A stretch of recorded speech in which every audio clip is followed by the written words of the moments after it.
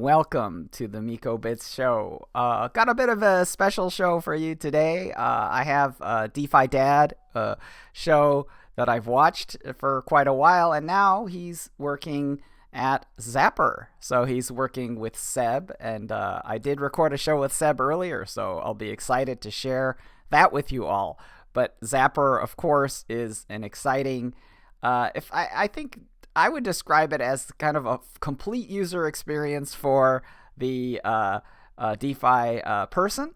But I think he's working there on Yield TV, which is a exciting video product. I think you guys, anyone who is kind of watching this stuff and interested, should definitely go over there and watch that stuff, because it's very related and very exciting and good stuff. So check it all out.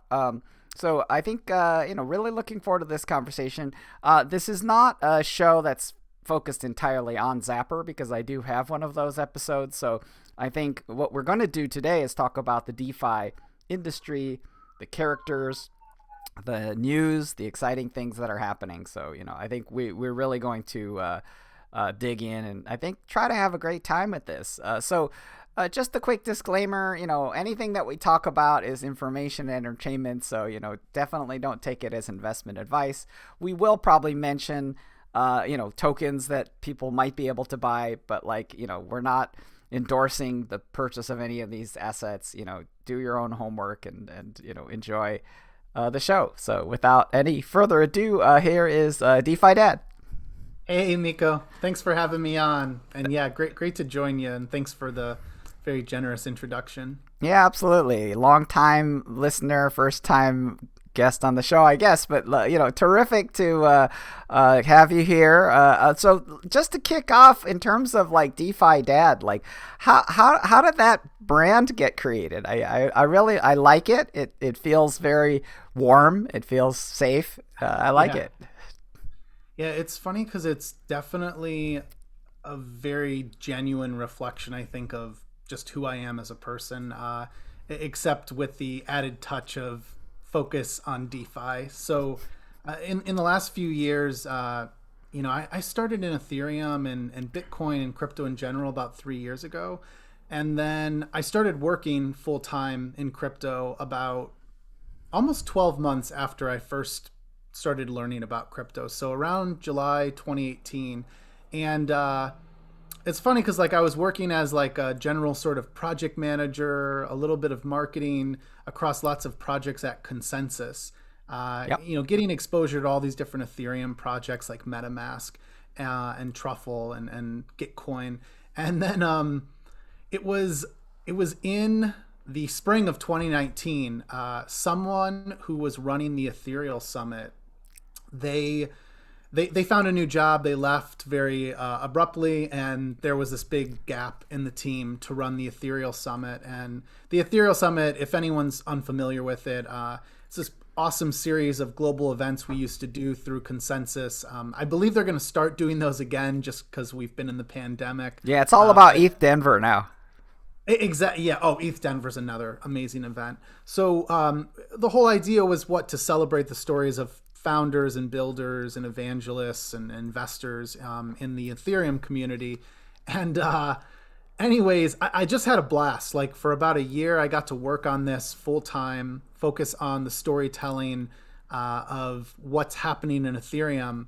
And by doing that, I happened upon how DeFi was developing. I had a background working mostly in the Bay Area in very typical sorts of software startups. So spent a lot of time. We have a lot of commonality here. I spent a lot of time evangelizing or selling what we did at different little software startups. So I would live in demos all day long, showing people. That. Yeah, demos are everything. Demos were everything. I was taught that you're better off to show someone than to talk about the value prop.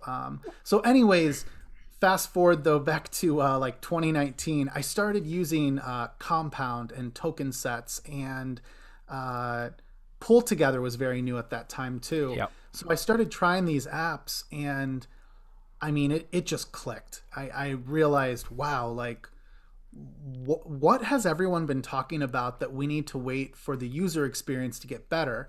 I know it's not perfect, but I just lent some money, some DAI to Compound, and I'm earning 20%. And I did it within 2 transactions.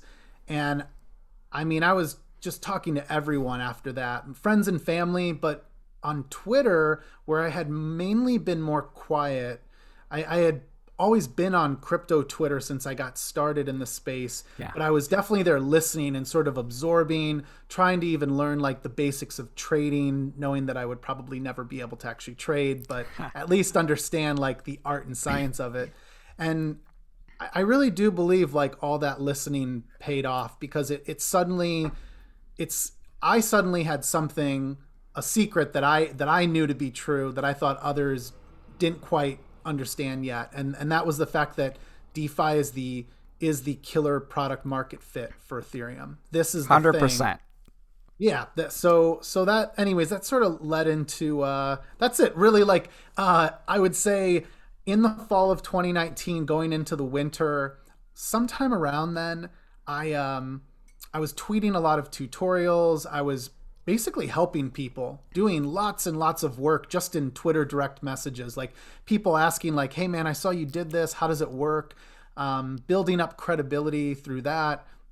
And I eventually, I don't know, I made some sort of like a proclamation, whatever, on Twitter that I am now DeFi Dad. I I've been love calling that. myself Crypto Dad, and this is where I focus all my time and energy. And there's something about that very like specific focus, I think, that resonates with people. They know that if they're following me on Twitter or subscribing to my YouTube, they know that I'm there to talk about DeFi and really nothing else. I not that there's anything wrong with that, but I really hold back espousing any other views. I just try to focus on what I think is the future of DeFi.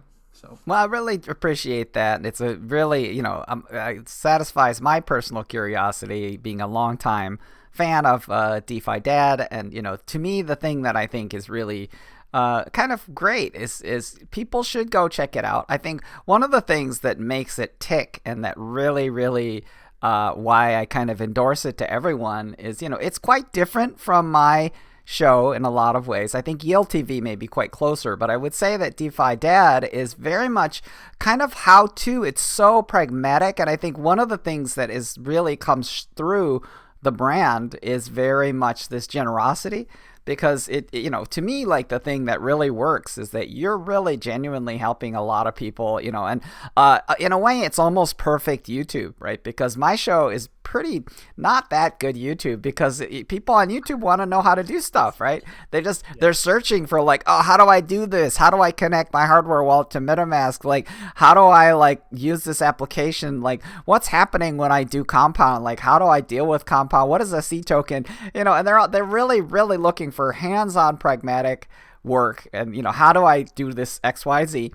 And like, DeFi Dad is the go-to. So, really appreciate your work there. I appreciate it. Yeah. Absolutely. Yeah, there's something about just helping people, and again, being very sincere in the focus of just wanting to help people. Yeah.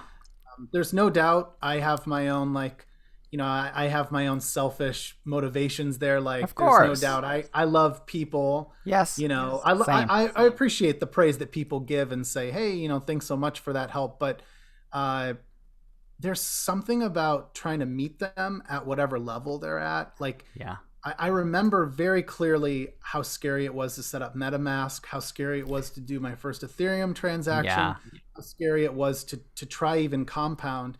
And I think like keeping that fear fresh in my head and trying to like really resonate and listen to the newcomers, it has it's definitely like serving me well. Like I think my greatest fear now is like losing touch with that, and then forgetting that, hey, just because DeFi has grown to 40 billion in assets under protocol, that doesn't really mean that we've like succeeded yet. You know, like for me, it's like we got to get to 1 trillion assets. And then when we get to 1 trillion, I'll probably be thinking, well, now we got to get to 10 and 100 trillion. And Yeah, I mean, what I'd love to do is touch on the tool chain and the evolution of the tool chain, because I know that the DeFi Dad brand kind of really does touch that quite a bit. Now, I do want to go on and talk a little bit closer to Yield TV, but I think from the perspective of, the tool chain, obviously there's kind of these core tools. We did talk about Metamask, which is, of course, a product of Consensus, your former organization,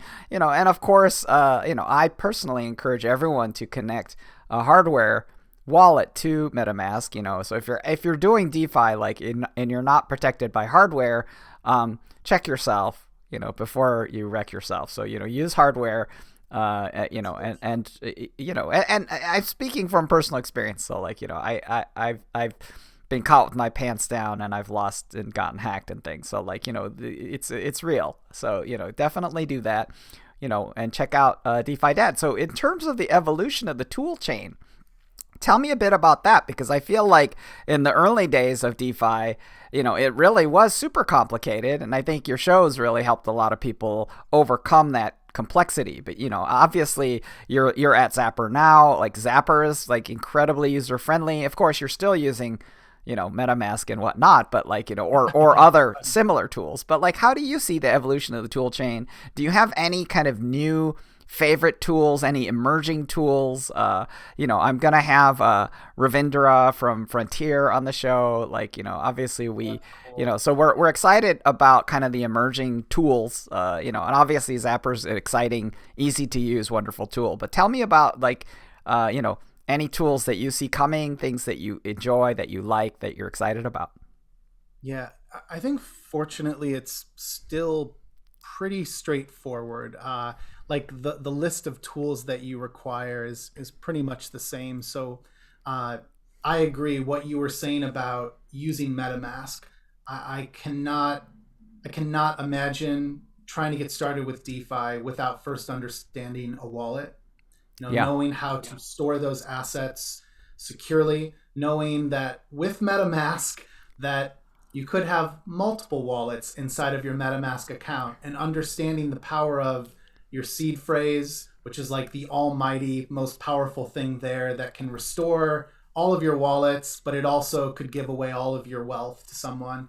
Understanding what the private key is to each one of those wallets. So I tend to think of MetaMask, I tend to think about kind of like a Google. It's not, but just bear with me a sec. If it is like Google, each one of your wallets is like a Gmail. And the public wallet address is like the one that you give to friends and they can send you money and so on. But the private key is the password.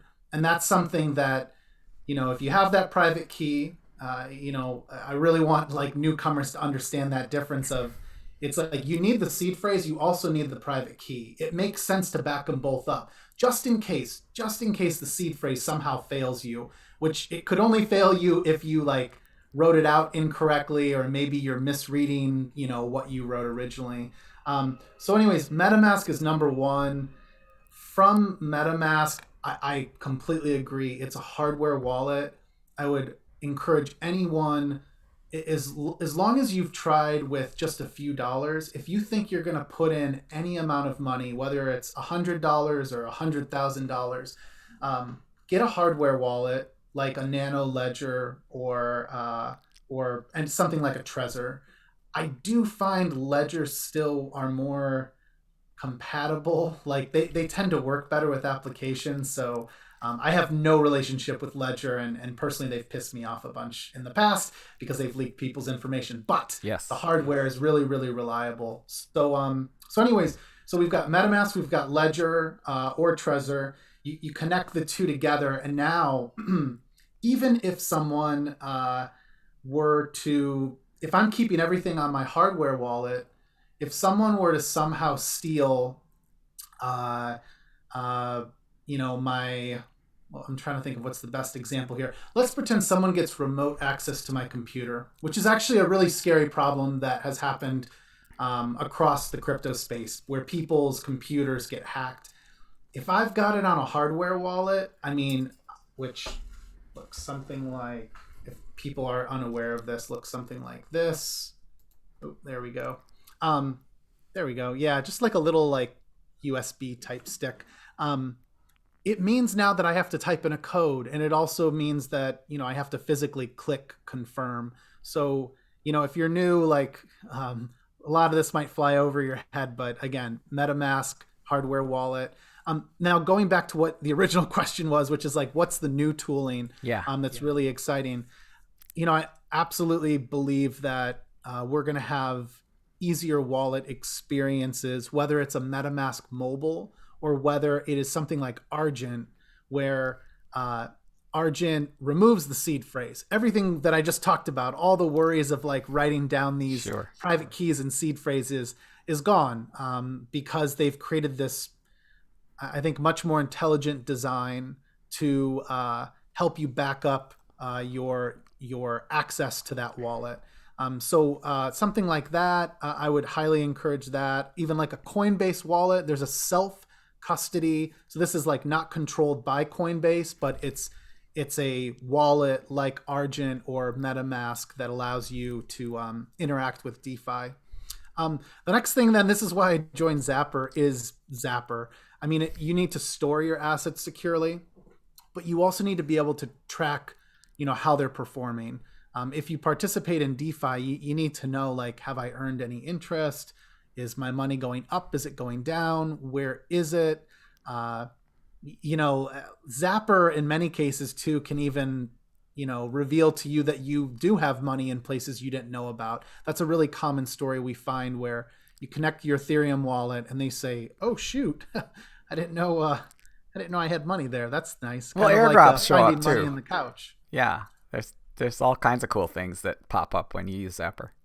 Absolutely. The other part of Zapper too, without going too much into Zapper here, is just that we mean to make it like an all-in-one, like one-stop dashboard for DeFi. So aside from me being able to track my assets, you can also invest in, there's now over 1,000 liquidity provisions and vaults. So vaults like the automated yield farming on Yearn.finance. And there's also, I think we're close to about 700, might be even closer to 1,000. I haven't checked today, on our farming dashboard. So once you get past the simplest use cases in DeFi, which are normally lending to earn interest, or you know, maybe trading, simply holding an asset in your wallet, like we talked about, there's lots more sophisticated opportunities, you know, that will allow you to earn competitively. And those, anyways, my point is this: we provide DeFi shortcuts. So normally you would have to click around to all sorts of different applications, different windows. You have to navigate all these different steps. And what we're doing is trying to consolidate it so that it's all there on Zapper, and you just, you know, you click invest and then sort of follow all of the following steps. So I think we covered storage, tracking, somewhat of an on-ramp to investing with what is the Zapper invest page and the Zapper farm page. I'd say like the next most important tool that comes to mind is a DEX aggregator. A lot of people will fall into the trap of going to like a Uniswap, which, as much as I love Uniswap, and I probably, you know, do more trades on Uniswap technically than any other automated market maker, you're better off just using a DEX aggregator, which also happens to be on Zapper if you click into the exchange. But there's others like 1inch, Matcha, we're actually identical to Matcha, and Paraswap. And Slingshot will be coming soon. So those are like Google search engines for the best trade in DeFi. So don't go trade on an individual DEX unless you're looking to do something like trade on layer 2 with Loopring, or maybe trade on layer 2 with, you know, something like Diversify. So yeah, I would say those are the key tools. You know, like there's some others that come to mind. Like, we think a lot about lending in DeFi, and one of the tools I think people forget about is what's called a yield bouncer. So a lot of for those of us who have an asset, if it sits idle in your wallet, the question is, why not lend it so that I can earn interest on top of it? I'm already sitting on it. I already intend to hold it. Why not earn something extra? And the common places to lend it are Aave, Compound, BZX, Cream, Notional Finance, Nuo. So there's all these options, but what if you could have it move to whatever pool is offering the highest lending interest? That's what a yield bouncer does. So if you go to idle.finance or rari.capital, those are the two most popular yield bouncers now. That's great to hear. And just a quick side note, like, I'm definitely my fund is invested in Idle Finance, so we definitely are supporters. Full disclosure. So big fans of them. We did speak of them a little bit did a show with Emilio Bonassi, so we talked about our mutual friend Matteo.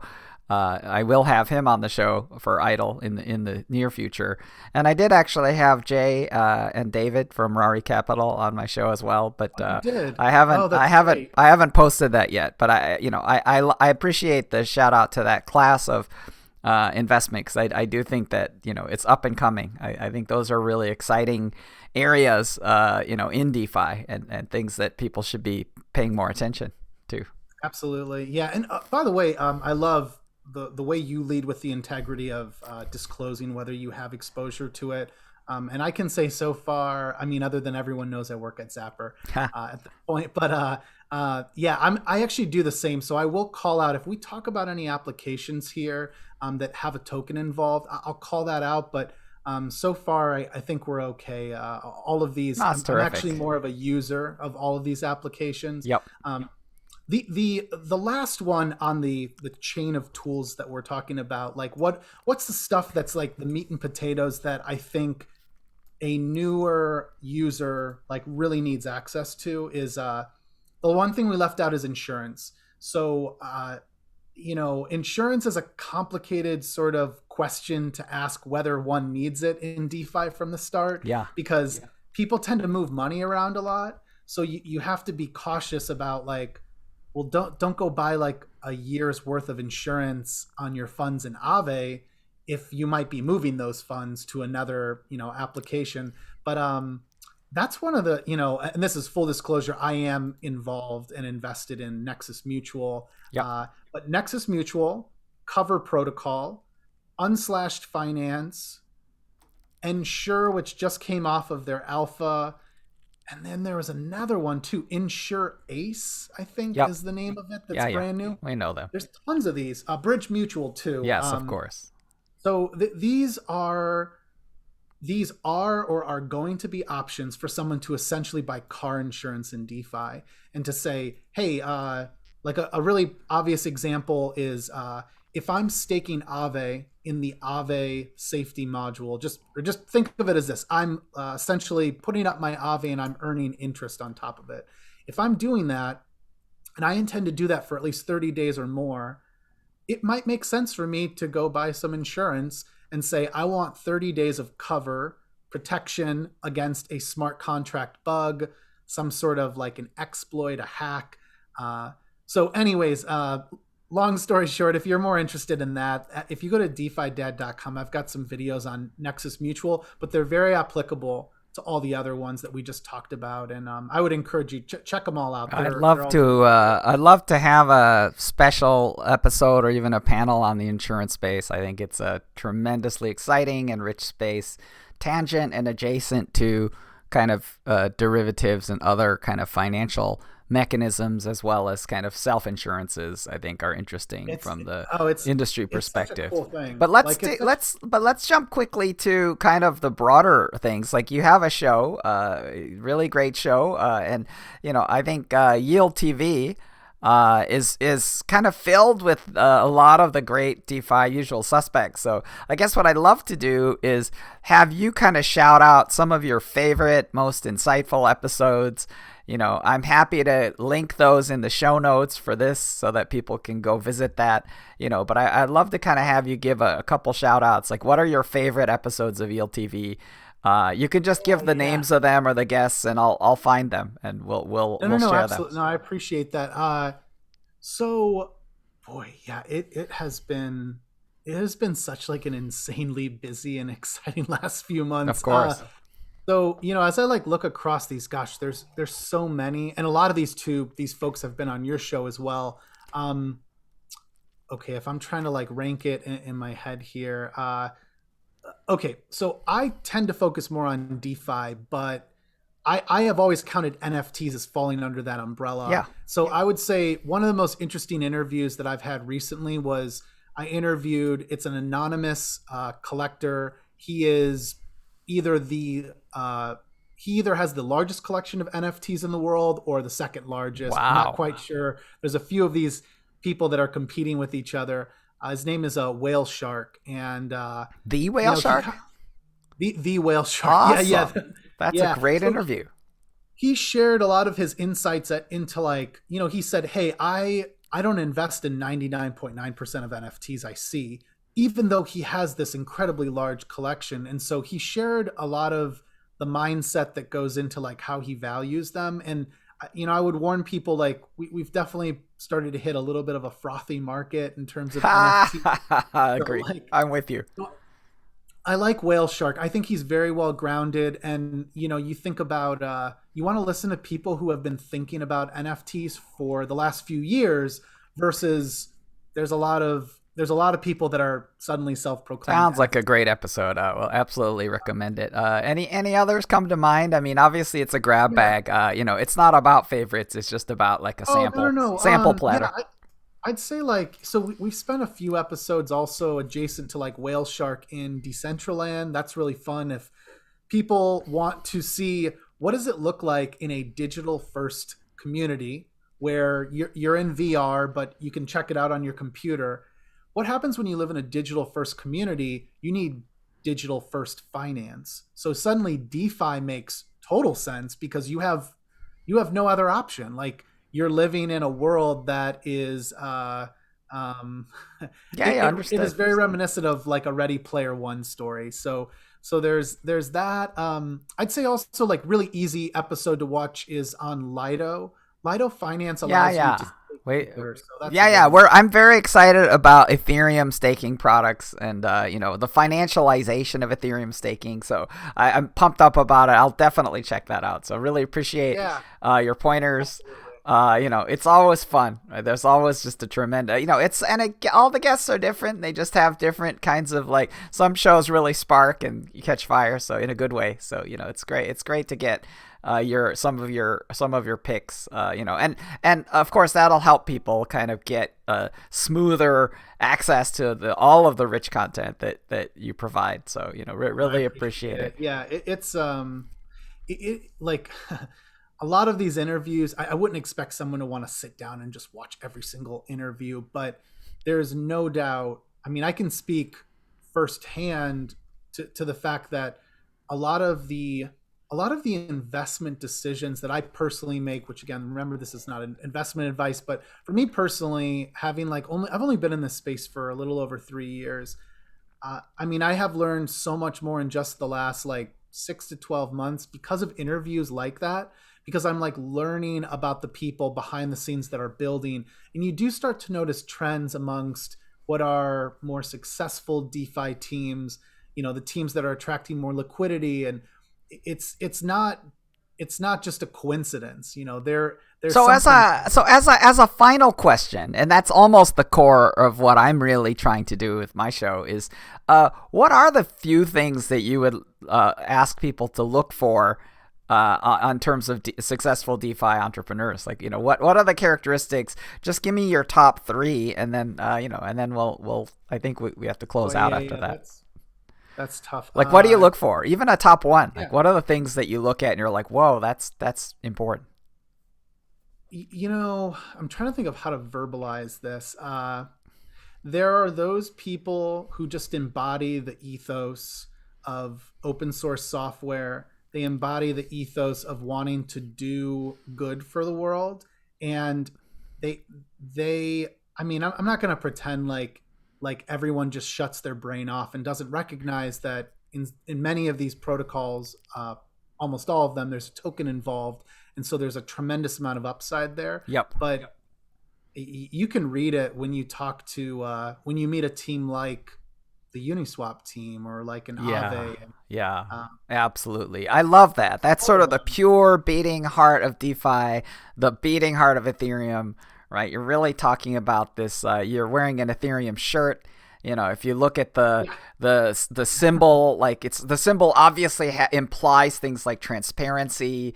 It implies things like integrity, right? The geometry of it, like there are so many things about this soul essence, right? That there's just structuredness, there's cleanliness, there's transparency, there's commitment. There's so many facets and elements. I definitely am catching this vibe from you, and I definitely I will make it investment advice, right? Which is don't invest in people that are like shady and scammy and and I think I don't think either you or I would be necessarily interviewing anyone like that, but but I would say that even within the people that we do talk to, you can actually notice, and part of my show is about that. It's about the people, and it's about allowing each person to make their own decisions, right? Each person should look and be like, who is this, and who am I hearing, and is this person is this someone who I can feel good about backing and who I trust, and who's worthwhile. So it was even for me, when I was just doing my own DeFi tutorials, one of the things I was adhering to is I wasn't ever taking money to do a tutorial. I was really focused on I'm going to do what I think is important and try to curate what I think users need to learn about. Now, if someone wants to, after the fact, if people are like, hey, thanks for doing that on our protocol. I have received some community grants, which I thought was very generous. It was like an after the fact it's lovely sort of thing. But no, there's sins that I've learned from, especially in that last bull market where I'm like, you have to be transparent. You have to disclose when you're invested in something. Watch who's disclosing and who's not, because it's and obviously in DeFi you have certain players like Robert Leshner and Stani. You have these super players and Kane Warwick and others who are investing in almost everyone. So they can't be kind of constantly. But when you watch people like that, you're like, well, those people all have incredible reputations and incredible transparency and honesty. So you don't worry about people like that. But what I'd love to do is let's close this episode for now. I think we hit the top of the hour. Super awesome. It's great to spend time with you, and definitely encourage everyone to go check out DeFi Dad. You can Google, you can get it into YouTube. Also encourage you to check out Yield TV and check out Zapper. These are all really valuable community resources for DeFi. So thanks so much for joining the show. No, thanks for having me, Miko. And if it's tv.zapper.fi if folks want to check that out. Perfect. For Yield TV, and then defidad.com for my own separate YouTube. But yeah, thank you for having me, and thank you for all the work you do. I mean, these interviews, the way you format it, it's very friendly for both new and advanced folks in the community. That's absolutely intent. I'm glad you caught that. Thanks so much, and we'll talk soon. Thanks so much. Okay, bye everyone. Bye.